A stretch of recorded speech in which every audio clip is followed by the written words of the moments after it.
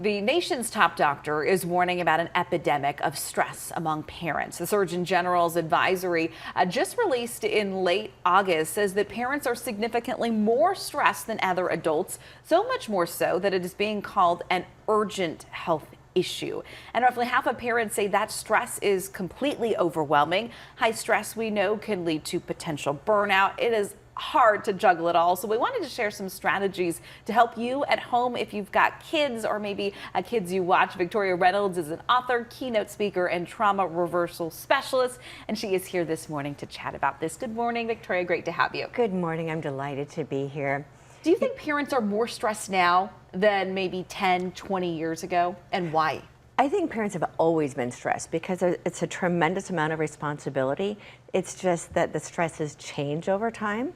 So what we're dealing with now is there's a whole new element of social media that's in that wasn't there before. So 10 years ago, my kids are, 19 and 22, as I said, and so I've seen that parenting change over the years. And every age of parenting can bring so much emotional reward and a tremendous amount of stress. So there are some solutions that can help to mitigate that stress. The first one is to have people to talk to, talk about it. Have a support group. And this isn't about going out and having a pity party with your girlfriends because and we've all done that before. And they're not really fun, and you really don't get solutions out of it. Have a support group that could be your spouse, your family, friends, a therapist, a life coach, someone or a group of people that actually have solutions that can help lift you up and support you when you're going through this. I know one of the other things you mentioned, change your perspective. And I think this is so important because if every day you're negative, if every day you're complaining, it sticks with you and then you can't get out of it. You've got to have some gratitude, right? Absolutely. If you can shift your perspective from complaining to gratitude, it changes everything. Gratitude will actually change your life. And what's amazing is that when you shift your perspective to gratitude, you feel different and your kids can tell that you're different too. So stop with the complaining. Complaining doesn't fix anything. You can't actually see solutions when you're in complaining. Have an attitude of gratitude, find what you can be happy about and be grateful for, and it will change everything. I think that's so important every day. When you say make adjustments, let go where you can. And maybe that's like the house being super clean, right? Like sometimes you're like, I just can't do it all. Absolutely. And so what happens is that we overcommit. And when we overcommit, that goes into overwhelm. That overcommitment, as you said, could be to the house. It could be over volunteering at school. It could be over volunteering at church, giving to everybody else and everything else, and that actually depletes us. So, and then we try to give to our families from this place of depletion because as moms especially, we tend to put ourselves last.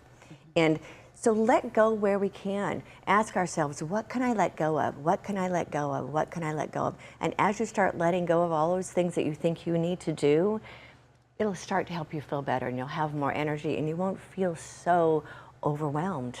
I know you say that self-care, taking care of yourself, which is hard to do, right? I'm like, when's the last time I worked out consistently? And when's the last time I really washed my face? Because it's like, sometimes you're just like, I don't have time for this. So how do you find those moments? I feel like this is like the big question where you can have time to work out or do something that you really enjoy. It doesn't actually have to be that much time. I know that especially when you have babies, the shower is like the biggest thing in the world. You have time for shower. One of the things that I started doing for myself, one is remember that you are the most important person in your life. And that's not from a selfish perspective. It's from knowing that you can't give what you don't have. And so if you fill yourself up first, then you can give from the overflow. One of the things you can do is get up before everybody else. And I know that's hard, especially if you have a newborn. But give yourself 15 to 20 minutes in the morning to sit on the couch and meditate, right? You do some journaling.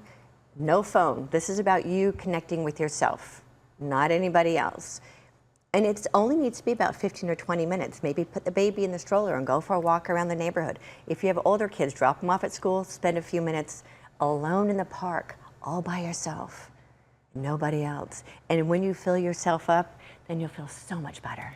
Victoria Reynolds, we appreciate you joining. I know we could talk for hours about this, certainly an important topic, but you gave us some strategies that I think all parents out there certainly can use in their life. Thanks for being here. You're so welcome.